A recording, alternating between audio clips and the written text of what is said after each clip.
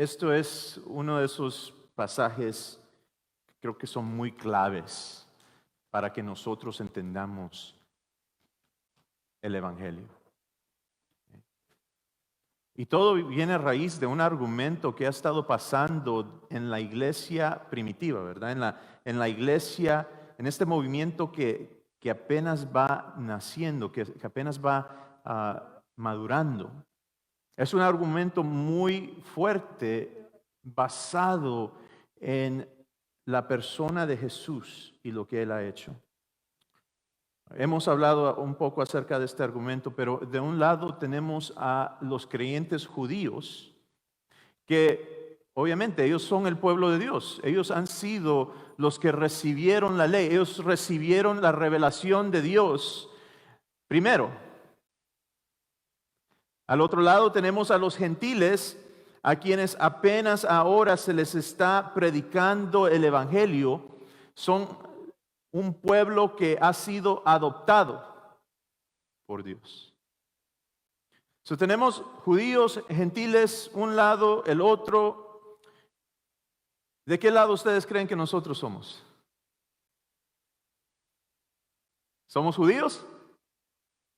Entonces entramos bajo los gentiles, ¿cierto? O sea, entonces nosotros que todos estamos aquí, si tú eres judío, pues obviamente tú entras bajo ese lugar, ¿verdad? Bajo el judaísmo.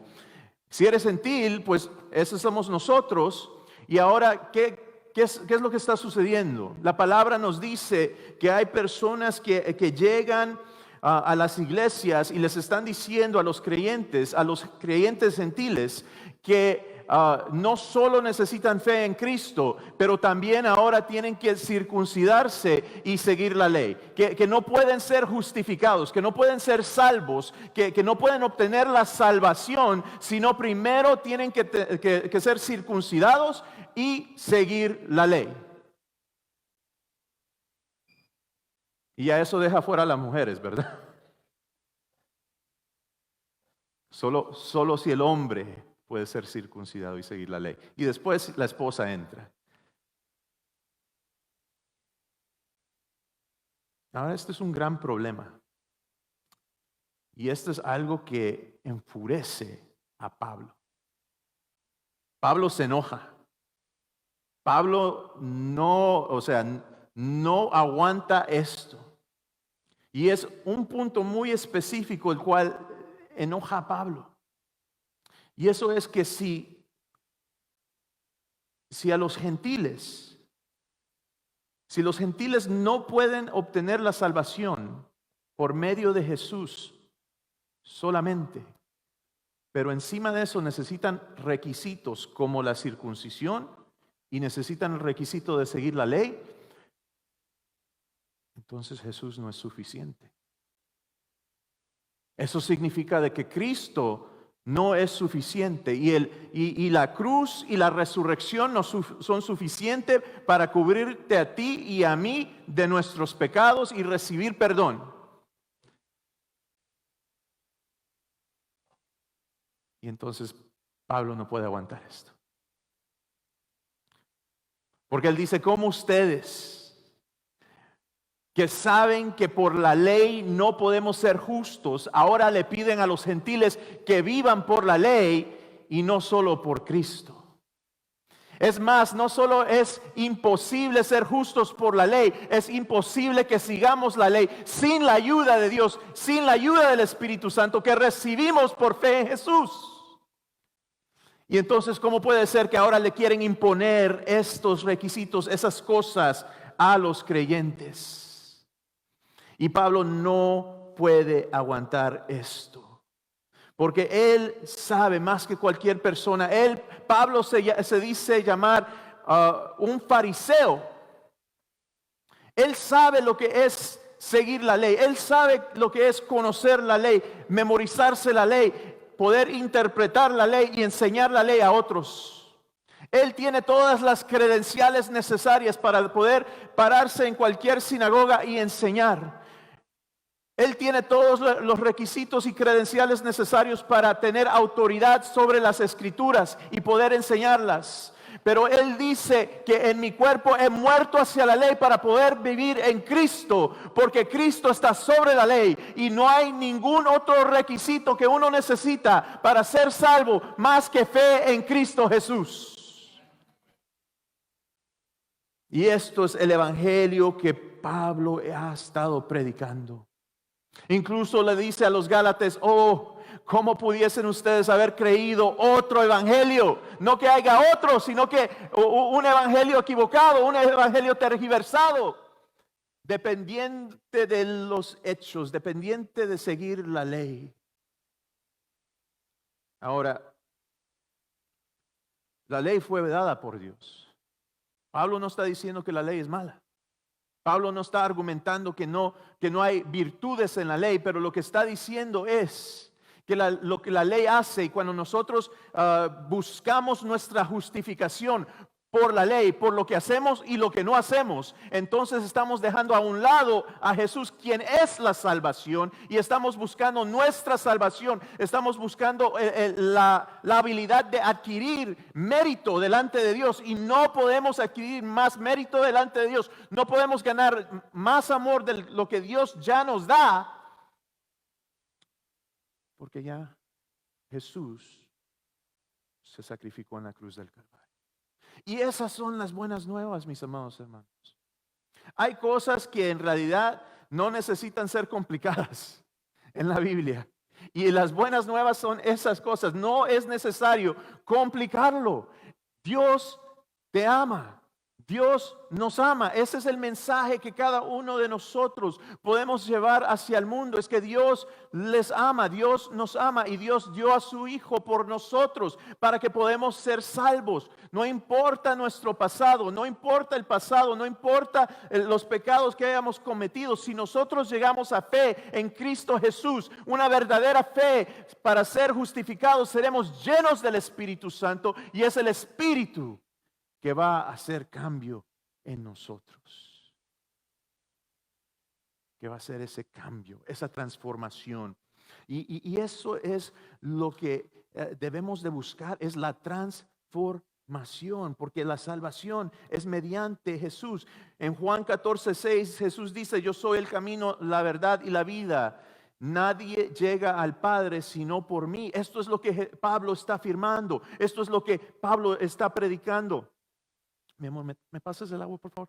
Esto es lo que Pablo está explicando, y lo que causa que Pablo enfrente a Pedro. Y esta es la situación. El contexto en el cual nos acabamos de leer es que Pedro estaba sentado con los gentiles, con el grupo de cristianos, el grupo de creyentes gentiles. Y sucede que llega otro grupo que son creyentes judíos del grupo de Santiago, el hermano de Jesús. Y entonces este grupo de hermanos judíos se sientan, y Pablo de repente se siente. Disculpen, Pedro de repente se siente. Oh, me van a mirar. Me van a ver que estoy aquí. Ahora, si tú estás sentado a la mesa con gentiles, estás comiendo comida de ellos, ¿cierto? Es natural.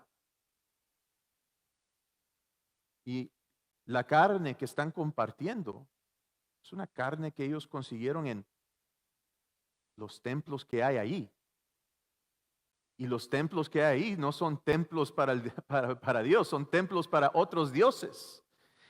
Y entonces de repente Pedro me van a ver que estoy comiendo aquí, me van a ver que estoy compartiendo con estas personas. ¿Qué van a decir? ¿Cómo qué van a decir de mí? Y lo que hace es se levanta y se va con este otro grupo. El grupo que sigue los requisitos judíos, sigue, que come la carne correcta, que come, ¿verdad? Lleva la dieta judía, que es específica. Y se aparta y se sienta con ellos. Y es cuando Pablo llega y le dice: ¿cómo puede ser? ¿Cómo puede ser que tú vives como gentil. Tú has estado bien hasta este punto y ahora quieres cambiar. Después de saber la verdad, después de saber la libertad que hay en Cristo Jesús. Porque eso es la realidad. Somos libres en Cristo. ¿Cómo ahora te vas a regresar y atarte de nuevo hacia la ley? No, no es posible. La ley mata. En versículo 15 dice, nosotros somos judíos de nacimiento y no pecadores paganos. Sin embargo, el reconocer que nadie es justificado por las obras que demanda la ley, sino por la fe en Jesucristo. También nosotros hemos puesto nuestra fe en Cristo Jesús para ser justificados por la fe en Él y no por las obras de la ley, porque por estas nadie será justificado. La ley nos hace sentir a nosotros que nosotros podemos trabajar para nuestra salvación. La ley nos hace sentir que nosotros podemos ganar mérito delante de Dios. La ley nos hace sentir que nosotros podemos establecernos con un cierto rango en el reino de Dios. ¿Por qué? Porque si podemos seguir todas estas cosas, toda esta lista de leyes, entonces no es la gracia de Dios que me ha recibido, sino que es mi esfuerzo. Y no podemos caer en ese falso narrativo, no podemos caer en esa falsa historia. No podemos llegar a sentirnos merecidos o intitulados de la gracia de Dios o de la salvación por lo que nosotros hemos hecho o podemos hacer. Esto es lo que Jesús mismo miraba en los fariseos. Por eso Jesús era tan fuerte con los fariseos, porque ellos eran los que conocían la ley, ellos eran los que estudiaban la ley, ellos habían recibido la ley y como les dije, la ley por sí no es mala, pero ellos lo habían convertido en el todo. Y entonces era la ley la que justificaba, era la letra de la ley la que salvaba y no el Dios que dio la ley. ¿Entienden la diferencia? A veces tomamos lo bueno de Dios, el regalo de Dios, el don de Dios, y eso mismo se convierte en nuestro todo, en vez de Dios. Y eso es lo que el pueblo había hecho, eso es lo que los fariseos hacían. Ellos imponían la ley y más requisitos, más rígidos hacia las personas que ellos mismos no podían seguir, y eso los hacía hipócritas. Tenemos, mis amados hermanos, que aprender a vivir por fe. Vivir por fe. La palabra en Gálatas dice, por fe el justo vivirá, ¿cierto?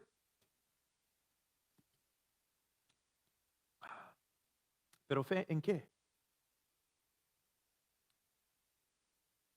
Fe en, ¿y por qué fe? Es importante reconocer que hay algo muy específico que está Pablo tratando de decirnos aquí. Que debemos de aprender a vivir por fe en los méritos de Jesús. Hay que aprender a vivir por fe en el hecho de lo que Jesús ha hecho por nosotros, en el acto que Jesús hizo por nosotros en la cruz. Hay que aprender a vivir por fe, confiados en la promesa de Jesús, en las palabras de Jesús. Hay que vivir por fe sabiendo de que somos amados, aceptados, restaurados y dirigidos a un nuevo propósito. Hay que vivir por fe. Y esa fe no es basada en mí, sino basada en Cristo Jesús. No en lo que yo pienso de mí, sino que en lo que Jesús ha hecho por mí. No en mi habilidad, sino en la habilidad de Jesús de restaurarme. Esa fe es completamente en Jesús. Hay que vivir por fe. Eso quiere decir que tengo que confiar que Dios me ha recibido. Tengo que confiar que Dios me ha salvado. Es esa confianza, ese saber de que Dios me ha salvado. Eso es una señal de nuestra salvación, mis amados hermanos. De que yo sé que soy salvo, que Cristo me ha recibido. No por lo que yo he hecho, no por lo que yo puedo hacer, sino porque simplemente me ha amado, me ha enseñado gracia. Gracia es un concepto que creo que es muy difícil para nosotros entender, porque no es parte de nuestro diario vivir. A mí, déjenme darles este ejemplo. Ah, ¿Cuántos de ustedes trabajan por gratis? ¿Verdad que no? Trabajamos para recibir algo, ¿cierto? ¿Cuántos de ustedes les han dado, no sé, les ha llegado su hijo y les dice, papi, mami, cómprame esto? Y a veces uno lo que les dice es, ok, tienes que guardar tus juguetes toda la semana, mantener tu cuarto limpio, tienes que traerme una A de la escuela, tienes que hacer algo para recibir este regalo, ¿cierto? ¿A cuántos de ustedes les sucedió eso? Y si traías un mal grado, llegaba el pau pau, ¿verdad? O el coscorrón, como dice. Si entendemos esto, es que los conceptos de los cuales nosotros estamos acostumbrados son transaccionales. Estamos acostumbrados a hacer algo para recibir algo. O antes de dar algo, quiero recibir algo o quiero ver algo. ¿Cierto? O sea, eso es como el mundo trabaja. Así es como trabaja todo. Si yo quiero que mi niño se vaya a dormir inmediatamente, yo le digo, mijo, si no te vas a dormir, te quito el iPad, o no, la tableta. No es un iPad. Es el Amazon, creo, más barato. Vivimos en un mundo que es transaccional. Todas nuestras, toda nuestra vida es transaccional. Y ese es un gran problema cuando nosotros queremos vivir por gracia. Porque siempre queremos arrastrar estas cosas de las cuales nosotros vivimos a nuestra relación con Dios. Siempre queremos traer ese tipo de mentalidad hacia Dios. Por eso a veces escucho como pastor estas cosas. No, pastor, es que no oré lo suficientemente fuerte para que Dios me diera un nuevo trabajo. O, ay, pastor, es que de plano pequé en algo y por eso me corrieron del trabajo. O hay algo que yo he hecho para que Dios me quite o me dé algo. ¿Entienden esa mentalidad? Si hay algo que hemos hecho o que no hemos hecho para recibir o no recibir algo de parte de Dios. Esa es la mentalidad que les estoy hablando, que es una mentalidad mundana. Cuando Dios es un Dios de amor, es un Dios de gracia, es un Dios de abundancia, es un Dios de poder, es un Dios de misericordia, es un Dios que nos ha recibido tal y como nosotros somos, tal y como nosotros llegamos, con todos los moños que nos poníamos, con todos los peros, con todas las, aún a veces, ¿verdad? Arrastrados, gritando que no queríamos llegar. Dios nos recibió así, con ese mismo amor, y nos recibió como hijos y hijas suyos. Porque ese es el Dios a quien nosotros servimos. Ese es el Dios que envió su Hijo unigénito a morir en la cruz del Calvario por ti y por mí. Ese es el Dios que ya ha hecho todo lo necesario para que nosotros fuésemos salvos. El que ha preparado el camino para conocerlo. Ese es el Dios que nos atrae. Ese es el Dios que nos va y nos busca. Ese es el Dios que ya ha hecho todo de su parte, y lo único que tenemos que hacer es entregarle nuestro corazón, entregarle nuestra voluntad y tener fe en ese hecho y confiar y vivir como hijos y hijas de Dios, confiados y confiadas en el Padre, ese buen Padre que nos ama. que nos ama mucho más de nuestra capacidad de amarlo a Él. Mucho más de nuestra capacidad de amarlo a Él. Ese es vivir por fe. Somos justos por nuestra fe en Jesús. Punto. Somos justos. Somos salvos por nuestra fe en Jesús. Punto. Ya todo lo que Dios hace en nosotros después es obra del Espíritu Santo. Es obra de Dios. ¿Verdad? No es obra nuestra. No es mi capacidad de ser bueno. No, es Dios obrando en mí. Trabajando en mí. Otra expresión del amor de Dios. Otra expresión de la misericordia de Dios. Otra expresión de cuánto Dios quiere tener esta relación conmigo. Y mis amados hermanos, este es una de las cosas que a veces se pierde en el evangelio. ¿Por qué? Porque estamos acostumbrados a una vida transaccional. Estamos acostumbrados a vivir en transacción. Y nosotros tenemos que llevar este mensaje de que Dios ama al mundo, que Dios quiere rescatarlos, que Dios quiere salvarlos, que Dios los quiere recibir, no porque se lo merecen, sino porque Él los ama, para que otros también conozcan ese amor. Y Dios te quiere usar a ti y a mí para compartir esas buenas nuevas. Y esas son buenas nuevas, mis amados hermanos. Yo creo que sobre los años, nosotros los cristianos hemos complicado las cosas mucho. Hoy en día nos preocupamos más de convencer a las personas que simplemente dar las buenas nuevas.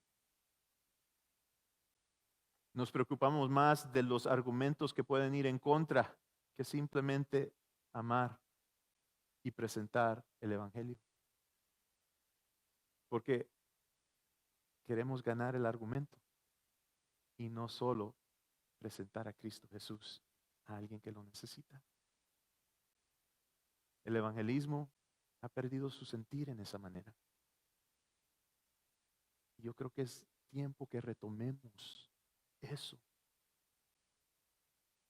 Ese deseo de la iglesia primitiva, de los creyentes, de los primeros creyentes, que hizo este movimiento crecer, y es porque simplemente querían compartir a Jesús con otras personas.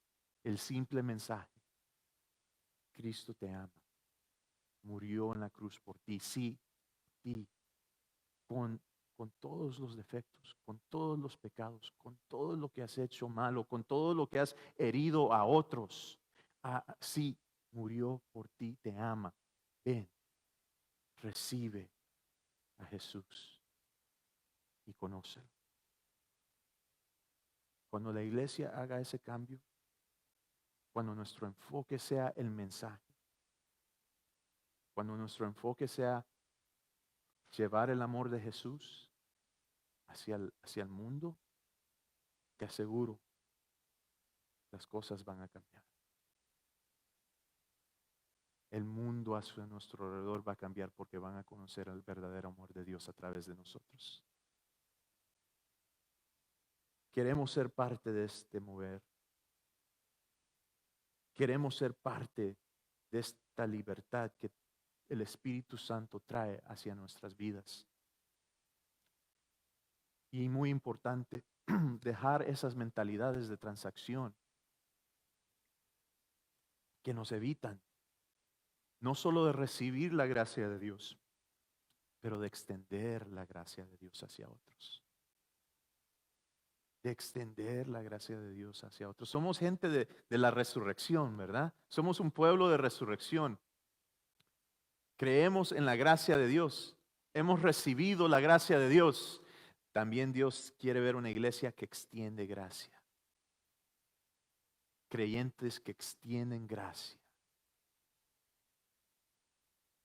Que no viven vidas transaccionales, sino vidas plenas en Dios, que extienden gracia hacia los demás. Esa es la parte un poco más difícil, extender gracia. Pero cuando aprendemos a vivir así, el mundo ve la diferencia en nosotros. No tenemos que decirle, simplemente ser. El mundo va a ver la diferencia en nosotros y te aseguro que van a querer lo que nosotros tenemos. Van a querer lo que nosotros tenemos. Oremos. Padre, te damos gracias. Te damos toda gloria y honra, Señor, en esta mañana.